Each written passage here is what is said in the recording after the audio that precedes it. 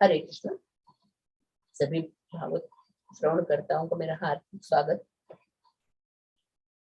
ये जो श्लोक है बहुत सुंदर श्लोक है। इसको जो बराबर ध्यान से सुनेगा, समझेगा, भगवान कितने श्रेष्ठ है। इस श्लोक में भगवान की महत्ता के बारे में बताया। भगवान कितने महान है, किस तरह हम जीवों का रक्षा करते हैं।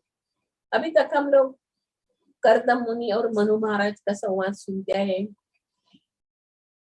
कर्दम मुनि देवहूति का भी वर्णन कर रहे हैं। देवहूति इतना सुंदर है, जैसे गंधर्व विश्वावसु भी वो गेंद खेलते वक्त उसको देख के विमान से नीचे गिर जाते हैं। कर्दम मुनि उसके सौंदर्य के बारे में, उसकी शील के बारे में वर्णन करने के बाद अभी आता है भगवान के बारे में। कर्दम मुनि भगवान के बारे में बता रहे, भगवान कितने महान है। इधर कर्दम मुनि अपने पिता प्रजापति ब्रह्मा को संबोधित करके बता रहे, मेरे पिता ने मुझे संतान उत्पन्न करने के लिए बताया। मेरे पिता से भी श्रेष्ठ पिता कौन है? भगवान विष्णु है। सभी प्रजापतियों के पति भगवान विष्णु, वही पूरा ब्रह्मांड का सृष्टि का रचना करते हैं, संहार करते हैं, पालन। मगर वो सृष्टि की रचना के लिए ब्रह्मा को नियमित किया। भगवान ही ब्रह्मा है, भगवान ही शिव है और भगवान ही विष्णु है। रचना, पालन और संहार करने के लिए ब्रह्मा विष्णु महेश्वर तीनों रूप में भगवान ही है। हम लोग पुरुष अवतार में देखते भगवान कृष्ण किस तरह कारणोदक्षाय विष्णु, गर्भोदक्षाय विष्णु, क्षीरोदक्षाय विष्णु के रूप में आके ब्रह्मांड में सब जगह अणु अणु के अंदर भी ब्रह्मा रूप में स्थित है। हम लोग देख रहे। इधर कर्दम मुनि महान ज्ञानी है, 10,000 बरस तपस्या के उन्हें भक्ति की है और भगवान को प्राप्त कर लिया है उसने। वो भगवान विष्णु की इतना महानता के बारे में स्तुति कर रहे कर्दम मुनि। हर एक जीवों का पालन करता भगवान है और भगवान ने उनकी इच्छा भी पूरा की। भगवान ने बताया उनको, जब भी वो तपश्चर्या करने के बाद भगवान खुश होकर उसको दर्शन देके बोलते, प्रजापति मनु अपने पुत्री देवहूति को लेके आएंगे, उसके द्वारा आप अपना गृहस्थ जीवन को आगे बढ़ाओगे, आपको संतान उत्पन्न होगा। ऐसा भगवान बता रहे। इधर कर्दम मुनि बता रहे ब्रह्मा जी ने क्या बोला, प्रजा उत्पत्ति करो। ऐसे हम लोग देखते भागवतम में पहले पढ़ते आए, सब कितने सब जगह ब्रह्मा जी ने सृष्टि रचना की, सब जगह खाली खाली था, इसके लिए उधर सब जगह जो भरना था। इधर ब्रह्मा जी उसमें बता रहे तात्पर्य में, रिक्त स्थान को भरने के लिए मुझे पुत्र उत्पन्न करने का नहीं है, मुझे भगवान की जो ये किरण, भगवान का एक अंश जैसा किरण जैसा एक पुत्र हो तो बस। इधर वही बता रहा, वो किसके लिए? इधर श्लोक में बताया धर्म की हानि होता है। यदा यदा ही धर्म से ग्लानिर्भवति भारत, धर्म की ग्लानि होती है, धर्म का ह्रास होता है, तभी भगवान किस तरह अवतार लेके आते हैं, भगवान किस तरह अवतीर्ण होते हैं, उसी तरह मुझे ऐसा एक पुत्र चाहिए, ठीक है, धर्म की रक्षा करने के लिए अपने इच्छा बता रहे। इधर वही बता रहे, ये हमारे इस शरीर, माता पिता के द्वारा हम लोग को ये शरीर मिला, माता पिता के द्वारा हम लोग को ये शरीर मिला है। वैदिक शास्त्र पुराण में क्या नियम दिया है? माता पिता का वचन पालन करना चाहिए, बड़ों का बुजुर्गों का वचन पालन करना चाहिए। वही हम लोग देख रहे, शास्त्र में के वेद शास्त्र में सम्मत है बड़ों का आज्ञा का पालन करने का, बड़ों का वचन पूरा। इसे भगवान श्री राम भी अपने माँ के वचन, पिता का वचन का पूरा करने के लिए उन्होंने भी आदर्श प्रस्तुत किया। देख रहे हैं। फिर इधर कर्दम मुनि बता रहे हैं हर एक को अपने माता पिता का वचन सुनना, माता पिता का आज्ञा पालन करना ये वैदिक नियम है। पर इनसे भी श्रेष्ठ कौन है? भगवान। भगवान का क्या इच्छा है? भगवान को कैसे हम संतुष्ट कर सकते हैं? भगवान का कैसे हम लोग ध्यान कर सकते? इसके ऊपर कर्दम मुनि ने ज्यादा इस श्लोक में बताया। भगवान विष्णु ही समस्त कारणों के कारण है। भगवान विष्णु सभी के जीवों का कारण है। हम लोग अभी भागवतम में पढ़ते आए, हम लोग ये तीनों पुरुषावतार के रूप में भी हम लोग देखा। भगवान विष्णु किस तरह सब जगह विस्तारित हुए।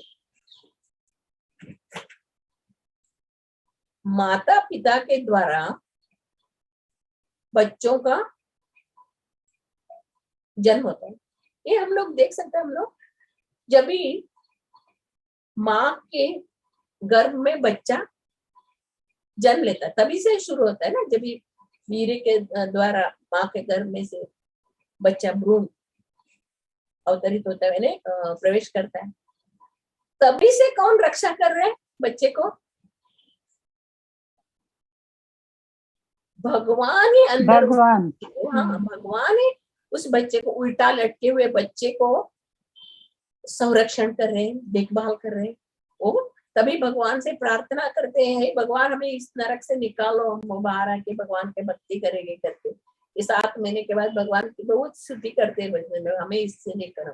जब ये बाहर आता है, बाहर आने के बाद माया में फंस जाता है और भगवान को भूल जाता है। ये भागवत में पूरा भी आगे ये कर्दम मुनि के पुत्र कपिल का इसमें पूरा यही वर्णन है।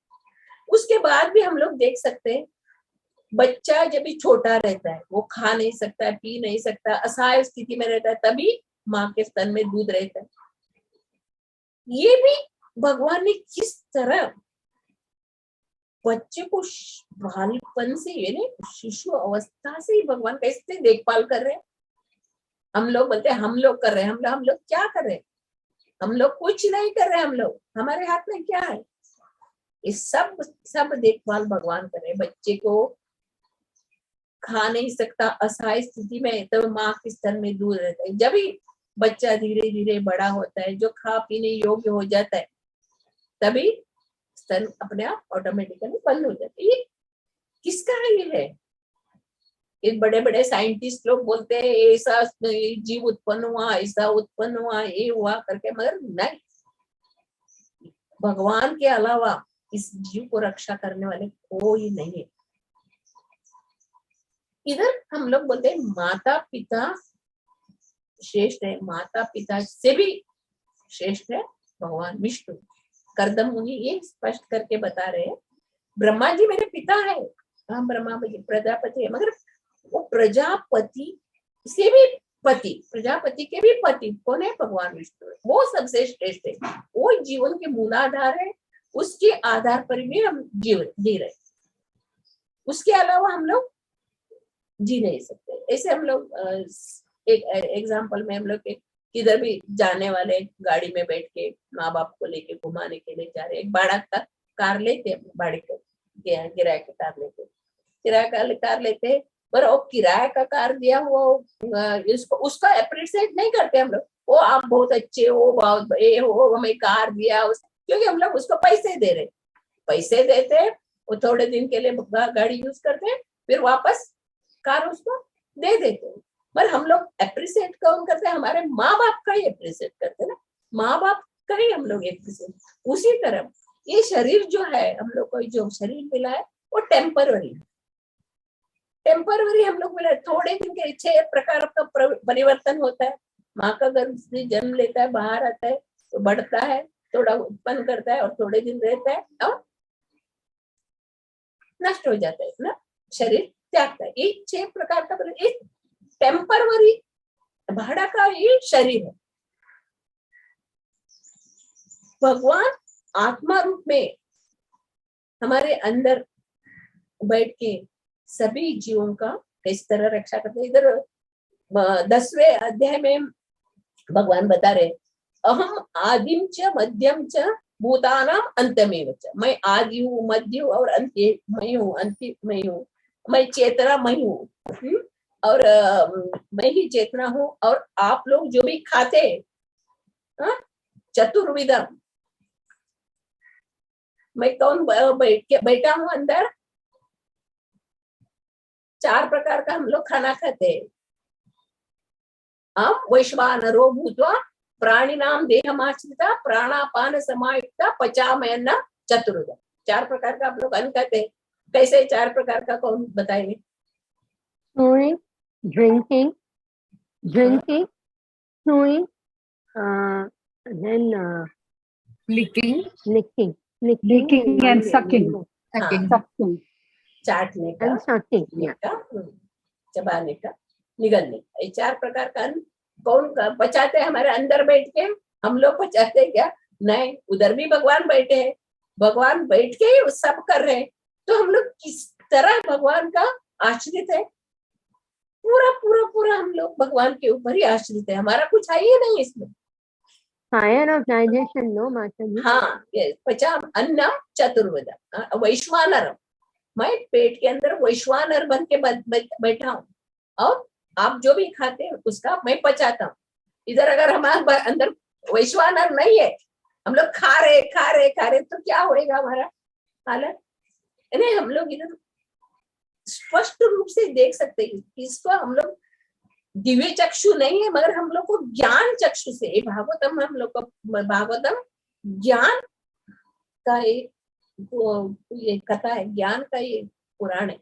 इसके द्वारा हम लोग भगवान का अनुभव कर सकते हैं। मूर्ख लोग बोलते हैं भगवान नहीं है, भगवान कहाँ है, भगवान दिखाइए। ये भगवान है। भगवान को देखने के लिए हम लोग को आंख की जरूरत है। भगवान बता, अभी हम लोग 15वां अध्याय पढ़ रहे। ऊर्ध्व मूलम अधशाखम अश्वत्थम प्रावरम छन्दाम से पर्णानि यस्तम वेद स वेद।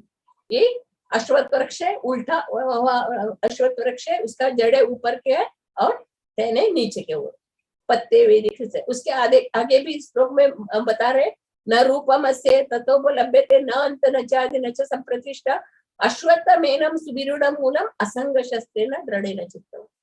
इस मोह रूपी अश्वत्थ वृक्ष का आदि कहाँ है, अंत कहाँ है, इसको कहाँ से शुरू होता है, इसको बाहर निकलने का कुछ समझ में नहीं आता है। ऐसे ही भौतिक दुनिया है। इधर हम लोग कभी हम लोग आए, ये बुद्धिमान जो है वो सोचता है, अरे हमारे दादाजी थे, परदादा थे, उसका मूल कहाँ होगा, उसका मूल कहाँ होगा। ऐसे ढूंढते ढूंढते जाएंगे। इसमें बताया ना भगवत गीता में, जब भी हम लोग असंग शस्त्र से इस वृक्ष का इसको टहने काटेंगे और वैसे ढूंढते ढूंढते ढूंढते ढूंढते जाए, कहाँ तक जाके पहुंचेगा हम लोग? भगवान के चरण तक पहुंचेंगे, भगवान तक जाके पहुंचे। अब भगवान ही हमारा मूल है। एक भजन आता है, कुल कुल कुलवेंदु बड़ी दाढ़ दिरी निमक कुलदम नेले यावदेंदु बल्ली राव करके पुरंदर दास का भजन है। आपका कुल कौन सा है?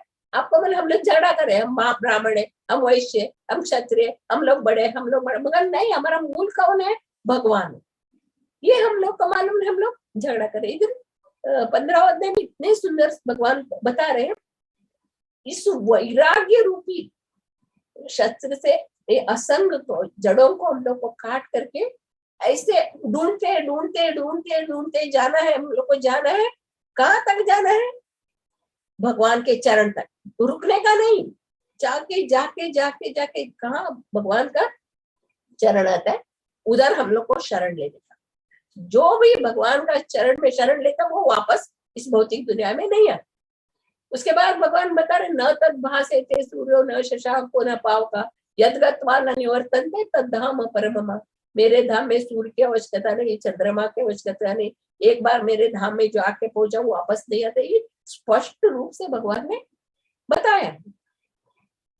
जीव को जन्म दिया, पालन कर रहा है, और सब सब सब सब हम लोग को फैसिलिटी बना के देके याद करो मुझे, याद करो मुझे, याद करो, याद करके मेरे धाम आ जाओ करके इतने सारे भगवान ने हम लोग को समझा रहे। अवतार के रूप में थे, शक्ति अवतार, गुणा अवतार, लीला अवतार, मनमंत्र अवतार, युगा अवतार, अलग अलग अलग अवतार के द्वारा हम लोग आपकी शिक्षा देते। क्यों? इधर भौतिक दुनिया में कष्ट मत भोगे, मेरे धाम में आ जाए।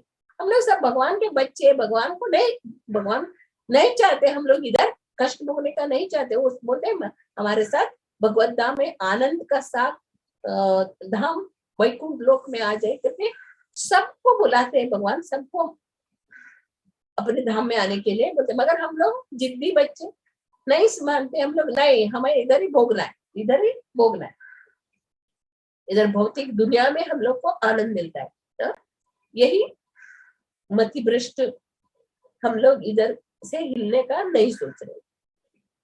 ब्रह्मा जी 60,000 बरस तक तपस्या करते, 60,000 बरस तक तपस्या किसके लिए? गोपियों के चरण का रज प्राप्त करने के लिए। गोपियों के चरणों के रज प्राप्त करने के लिए ब्रह्मा जी 60,000 बरस तपस्या करता, फिर भी उनको प्राप्त नहीं हुआ। लक्ष्मी जी कोशिश करती है, लक्ष्मी जी को भी प्राप्त नहीं हुआ। गोपियों का चरण, गोपियां इतने सर्वश्रेष्ठ भगवान के भक्त है, शुद्ध भक्त है, उनका जीवन को हम लोग देखने से हम लोग को हम लोग समझ नहीं पाते गोपियों का जीवन कैसा था, वो हम लोग समझ नहीं पाते। उद्धव भगवान का 5 बरस से उद्धव भगवान का भक्त था, 5 बरस से एकांत भक्त ने भगवान का राधा कृष्ण अर्चा विग्रह रख के उद्धव पूजा करते थे। उनको माँ खाने के लिए बुलाए तो भी नहीं, और राधा कृष्ण अर्चा विग्रह का पूजा में इतने मग्न रहते थे। बचपन से उद्धव भगवान का प्रिय भक्त है।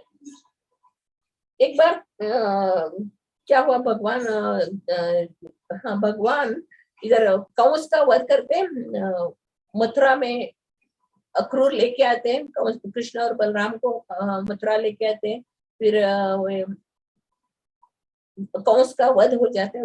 कंस का वध होने के बाद कृष्ण और बलराम मथुरा में रुकते हैं, और जो वृंदावन से जो वसुदेव सब जो आए थे उनको वापस जाने के लिए, वृंदावन जाने के लिए बोलते हम जल्दी आ जाएंगे, अब जाइए, अब जाइए, मैं हम लोग जल्दी आ जाए। कृष्ण बलराम बोलते हैं हम लोग जल्दी आएंगे वृंदावन, अब जाइए।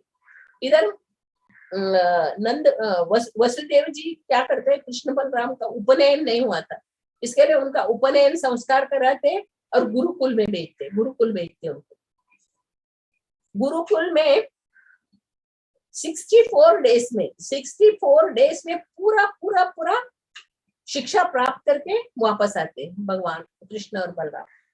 वापस आके पहले चिट्ठी वो गोपियों को लिखते, फर्स्ट लेटर लिख के देते। उनका कितना प्रेम, उनका प्रेम को भगवान बोलते मैं तुम्हारा प्रेम का उर्वण नहीं हो सकता, इतना प्रेम करते हैं।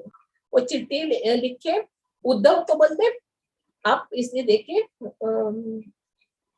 गोपियों को दे दो करके। उद्धव को पहले लगता था कि मैं ही सबसे महान भक्त हूँ, भगवान कृष्ण का मैं ही महान भक्त हूँ, ऐसे उसको मन में था, मैं ही सबसे श्रेष्ठ भक्त हूँ। इसके लिए भगवान चाहते थे उसको दिखाने का, सबसे श्रेष्ठ कौन है दिखाने का चाहते थे। इसके लिए उद्धव के हाथ में वो लेटर देते और भेजते। वो लेटर लेके उद्धव वृंदावन में आते तो नंद बाबा, यशोदा मैया, उनका हालत देखने को नहीं होता है।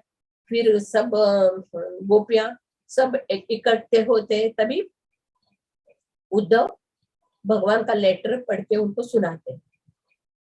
भगवान का चिट्ठी लेटर पढ़ते हैं उद्धव, तो ये गोपियां इतने पागल और उन्मत्त हो जाते, क्योंकि भगवान की वीरा उनको सहन नहीं होता था। भगवान का वीरा वो लोग सहन नहीं कर सकते थे। जब भी भगवान मथुरा चले गए तब से वो लोग बहुत तड़प रहे थे, भगवान कभी मिलेगा, भगवान का दर्शन कभी होएगा करके बहुत तड़प रहे थे। मगर ये उद्धव देखता है वो लेटर पढ़ने के बाद ही गोपियों का क्या है हालत है, तो देखेगा तो वो पूरा बेहोश जैसे होके ये हो गए वो लोग, इतना पागल। तभी बुद्धों को लगता है अरे मैं सोचा था मैं ही सबसे बड़ा भक्त हूँ, ये गोपियां गोपियां भगवान के विरह से कितने तड़प रहे, उनको तभी विश्वास हो जाता है अरे गोपियां सर्वश्रेष्ठ भक्त है भगवान के। तभी क्यों भगवान की इतनी सर्वश्रेष्ठ भक्त है, ये हम लोग थोड़ा सा देख सकते हैं। इस समाज में, इस घर गृहस्थी में हम लोग रह के जो नियम है, नियम को हम लोग नहीं तोड़ सकते। ना हम लोग चैतन्य महाप्रभु भी बोलते हैं ना, गोपी भर्तृ पद कमलोड़ दासानु दासानु दासानु दास। क्यों? क्योंकि चैतन्य प्रभा महाप्रभु कभी स्त्री के वो ये नहीं करते थे, स्त्री को देखते भी नहीं थे, स्त्री के इसमें भी सामने भी नहीं जाते थे, मगर उसके महान भगवान कृष्ण चैतन्य महाप्रभु गोपियों का नाम लेके गोपी भर्तृ पद कमलोड़ दासानु दासानु दासानु दास बोल रहे। क्या इसके अंदर ये है?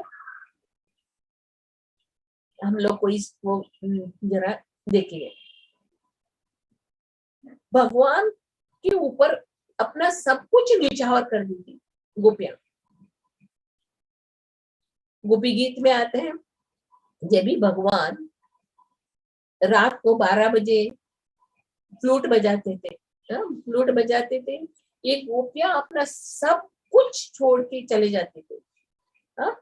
पति पुत्र बंधु बांधव सब सब सबको छोड़ के जंगल में चले जाते थे, और जंगल में चले जाती थी। वो भगवान का बांसुरी की आवाज सुनते ही वो भगवान के साथ भगवान का मिलन करने में देखने चले जाते थे।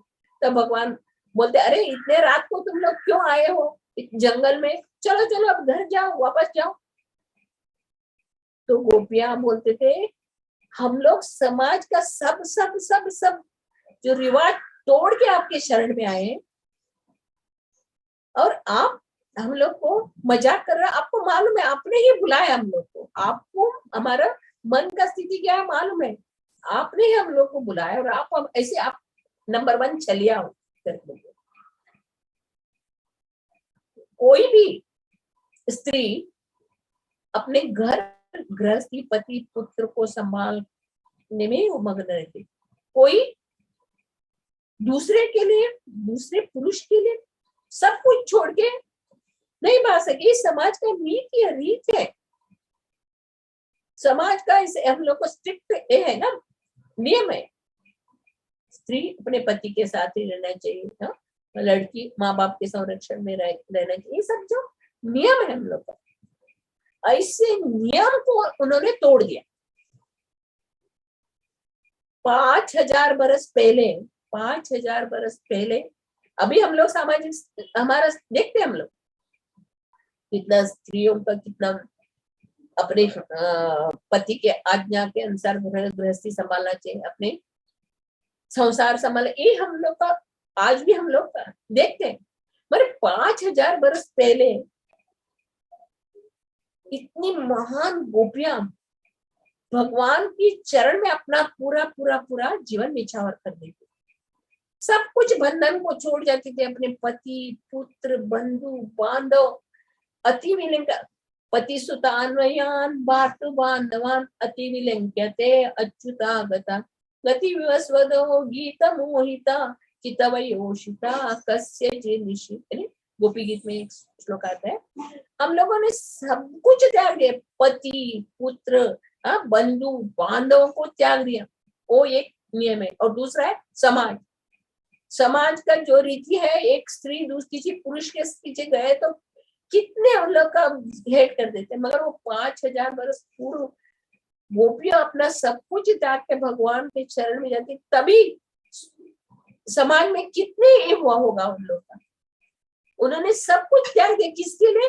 भगवान कृष्ण के प्रेम के लिए, भगवान कृष्ण की चरण का ब्रज प्राप्त करने के लिए, भगवान कृष्ण की प्रेम के लिए उन्होंने अपना सब नियम सब छोड़ दिए। ये महान गोपियां, बस इतने महान गोपियां थे, भगवान का भक्त है। इसके लिए भगवान बोलते हैं ना, जब भी द्वारका में हम लोग द्वारका लीला में देखते, इतने पट रानियां है, 16,108 रानियां हैं और इतने सेवा करते हैं, भगवान को सेवा करने में इतने मग्न है। फिर भी भगवान क्या करते हैं, महल के पीछे जाके हे राधे हे गोपियां, ये लोग को नाम लेके लेके उनको पुकारते थे। तभी ये रानियों को लोग, हम लोग इतने सेवा कर रहे, इतने हम लोग, और नौकर को भी पंखा जलने नहीं देते, नौकर को भी कुछ कर, वो लोग रानियां खुद सेवा करते थे। खुद सेवा करने पर भी भगवान गोपियों का राधे राधे करके बुला रहे थे। वो पटरानियां भी गोपियों को प्रणाम करते हैं। ये जो है परकीय भावे जहाँ प्रजति प्रचार, जो स्वकीय भाव, वो पटरानियां थे, वो लोग भगवान का सेवा करते थे, भगवान का उनके उसका कुछ नहीं है, क्योंकि वो अपने पति की सेवा कर रहे, इसमें कुछ नहीं। मगर ये गोपियां परकीय भावे भगवान को अपने प्रियतम के रूप में भगवान का सेवा करे, तो उनका भाव सबसे श्रेष्ठ है। ऐसे रुक्मिणी नारद जी की बातों से भगवान कृष्ण को चाहती थी, फिर उन्हें ब्राह्मण को चिट्ठी लिख के दिया, आप आके मुझे हरण करके ले गए। क्यों? क्योंकि वो राजकुमारी थी, वो नियम है, राजकुमारी भाग के जाके किसी के साथ शादी नहीं कर सकती। उसने चिट्ठी लेके भगवान कृष्ण को बुलाया, आप आओ और मुझे हरण करके लेके जाओ। यानी उधर का सामाजिक स्थिति इतना स्ट्रिक्ट था, नियम था, कोई स्त्री ऐसे नहीं जा सकती थी। मगर उस अवस्था में, इसी कठिन परिस्थिति में लोग लाज सब छोड़ के, सब लोग क्या क्या बोलते थे, क्या क्या ये करते थे, वो ठग के पीछे भाग रही है, और घर में भी सब लोग उसको रोकते थे, मत जाओ मत जाओ मत जाओ करके रोकते थे। मगर नहीं, कितने भी रुकावट, कितने भी कठिन परिस्थिति आए तो भी गोपियां भाग चली जाती। वैसे गोपियों का चरण रज प्राप्त करने के लिए ब्रह्मा जी भी तपस्या करते। उनका प्रेम, जो भगवान उनका प्रेम के ऊपर वशीभूत हो गए, उनके प्रेम के कारण वशीभूत हो गए। गोपी गीत में आता है, तव कथामृतम तप्त जीवनम कविभिरीडितम कल्मषापहम श्रवण मंगलम श्रीमदाततम भुवि गृह्णन्ति ते भूरिदा जन।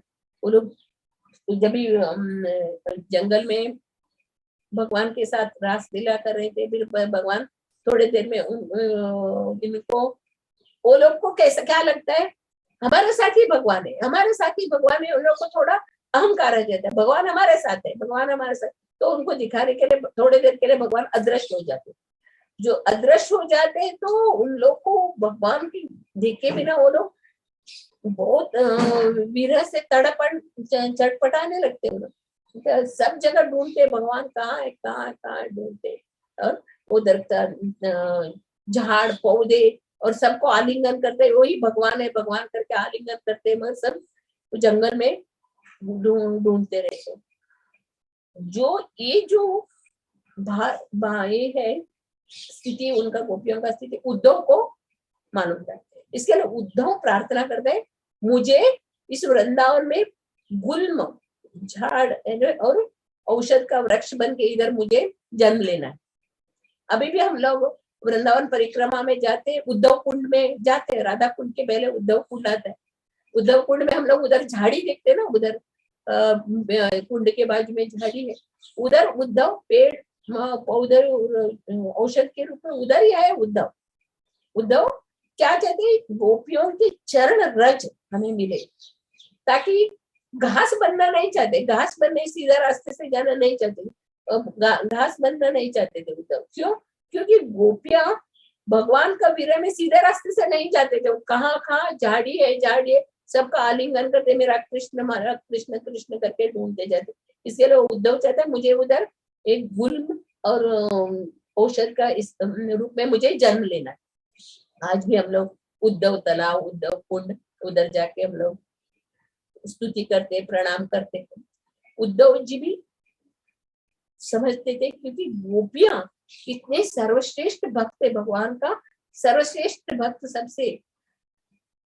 ये इस श्लोक द्वारा हम लोग को मालूम पड़ता है ना, भगवान की भक्ति किस तरह करना चाहिए। हम लोग को थोड़ा सा रुकावट है तो हम लोग नहीं कर सकते, हाँ, थोड़ा भी बीमारी होने दो नहीं कर सकते, घर में कोई काम रहने दो कुछ कर नहीं सकते, क्योंकि कलयुग में भगवान का भक्ति करना बहुत कठिन है। इसके लिए चैतन्य महाप्रभु हम लोग को इतना आसान तरीका दिया, हाँ? बैठे बैठे हरे कृष्णा कृष्ण कृष्ण हरे हरे, हरे राम राम राम हरे हरे, यही मंत्र का जप करो, भगवान का अर्चा विग्रह का सेवा करो, नित्यम भागवत सेवन भागवतम का श्रवण करो, और तीर्थ स्थल का दर्शन करो, गुरु की सेवा करो। ये हम लोग को नियम दिया है, ये हम लोग पालन करके धीरे धीरे धीरे हमारे अंदर जितना गंदगी है उसको हम लोग साफ करके भगवान का भक्ति में हम लोग आगे बढ़ेंगे और भगवान की कृपा प्राप्त करेंगे। इधर करदम मुनि बहुत सुंदर उसको एक्सप्लेन किया है, और प्रभुपाद जी ने भी इधर बताया। और ऋण हमारे ऊपर कितना ऋण होता है इधर भी बताया, प्रभुपाद जी ने बताया। ब्याह करके संतान उत्पन्न करने से मनुष्य जिस परिवार में उत्पन्न होता है उसके ऋण भार से वो मुक्त होता है। ऐसे अनेक ऋण है जो संतान के जन्म के पश्चात उस पर लाद दिए जाते हैं। इसके अतिरिक्त परिवार, देवता, पितर, ऋषि आदि के प्रति भी ऋण होते हैं हमारे ऊपर। हम जन्म लेने के बाद हमारे ऊपर ऋण होता है। मैंने पहले भी आपको एक बार बताया, मैंने 5 प्रकार का ऋण है बताई थी मैं, किसको याद है? याद है किसी को? मातृ ऋण, माता का ऋण, दाई, गाय, ब्राह्मण की पत्नी, गुरु की पत्नी, ऋषि की पत्नी। 7 प्रकार का ऋण होता है। पृथ्वी 7 माताएं, 7 माताओं का ऋण होता रहता है हमारे ऊपर। माँ, दाई, धरती, गाय, ब्राह्मण पत्नी, गुरु पत्नी, ऋषि पत्नी, राजा के पत्नी, सॉरी राजा के पत्नी। 7 समझ में आया आपको? कौन बोलेंगे? हाँ बोले माता जी। पृथ्वी खुद के, एक तो खुद की माँ, हाँ, फिर पृथ्वी, फिर गाय, फिर गुरु पत्नी, हाँ, फिर राजा की पत्नी, और ब्राह्मण पत्नी, और ब्राह्मण की पत्नी। माँ के बाद में नर्स, दाई, दाई, माँ, दाई, गाय, पृथ्वी, ब्राह्मण की पत्नी, गुरु की पत्नी और राजा की पत्नी और राजा की पत्नी। ये 7 हमारे ऊपर ऋण रहते हैं। उसके अलावा इधर प्रभुपाद जी ने बताया देवता है, देवता, पितर, ऋषि आदि के प्रति हमारा ऋण होता है। हम लोग जन्म लेने का देखे आने के बाद हमारे ऊपर इतने सारे ऋण रहता है, मगर हम लोग ये ऋण कैसे चुकाएंगे? हमारे ऊपर वो ऋण का बोझा एक जन्म में एक ऋण का बोझा बढ़ते जाएगा। इसके लिए हम लोग माधवेंद्रपुरी का जीवन पढ़ते हैं ना, माधवेंद्रपुरी। भगवान खुद भगवान उस माधवेंद्रपुरी की इच्छा पूरा की थे। चंदन यात्रा सब करते हैं ना हम लोग। शिव चोर गोपाल माधवेंद्रपुरी का स्टोरी आप लोग को मालूम है। माधवेंद्रपुरी बता रहे हैं कि तर्पण मैं अभी आपको वंदना करता हूँ, क्योंकि मेरा मन अभी पूरा भगवान कृष्ण में लीन हो गया है। मैं जो भी पहले जो सुबह उठ के तर्पण करना, अलग अलग प्रकार का जो क्रिया रहते वो करना, उसको सबको मैं हाथ जोड़ रहा हूँ, क्योंकि मेरा मन भगवान कृष्ण के चरण में हो गया। इसके लिए मैं सब इसको प्रणाम कर, सब क्रिया उतना ऊपर होना चाहिए हम लोग। जब इधर प्रभुपाद जी बोले जो कृष्ण भक्त बन जाते हैं, किंतु यदि कोई श्री भगवान की सेवा में अपने को अनुरक्त रखता है तो अन्य ऋणों को चुकाए बिना ही वो समस्त ऋणों से मुक्त हो जाता है। इधर प्रभुपाद जी ने स्पष्ट बताया। जो कृष्ण भावना में रखने रखे, भगवान के कृष्ण की सेवा में, कृष्ण के गुणगान में, कृष्ण के लीला में अपना मन को लगाया रहता है, भगवान के नाम जप में, सब उसको ऑटोमेटिकली सब ऋण से मुक्त हो जाता है। नहीं तो हमारे ऊपर ऋण का भार बढ़ते ही जाए। ये भौतिकवादी लोग इसको समझते नहीं भगवान के बारे में। पर ये जो श्लोक है इतना सुंदर है, हर एक को इसको समझने का कोशिश कीजिए। बहुत सुंदर ब्रह्मा जी ने इसमें परपट लिखा है। हर एक के ऊपर ऋण रहता है। हम लोग पढ़ा है एक एक इंद्रियों के ऊपर भी देवता रहते हैं। हम लोग को वर्षा देने वाले देवता यज्ञ भगवान बोलते हैं ना, इसमें बोलते हैं यज्ञात भवति पर्जन्यो पर्जन्यात अन्न संभवा। आपको यज्ञ करना चाहिए, यज्ञ करने से बारिश आएगा, बारिश से आपको दूध सब बहुत फल फूल सब मिलेगा। हम लोग यज्ञ भी नहीं करते, देवता भगवान का भी सेवा नहीं करते, तो क्या होएगा? हम लोग वापस वापस वापस इसी चक्र में, हम लोग को जन्म मृत्यु के चक्र में भटकता रहना पड़ेगा। अगर जो भी भगवान कृष्ण के चरण में अपने मति को लगा के भगवान का नाम का जप, भागवतम श्रवण, भगवान का सेवा में रहता है, तो इस ऋण से ऑटोमेटिकली मुक्त हो जाता है और भगवान का धाम में जाता है। हरे कृष्णा। श्रीमद् भागवतम की जय, श्री प्रभुपाद महाराज की जय। तो कुछ समझ में नहीं आए तो पूछ सकते, बहुत सुंदर श्लोक है ये।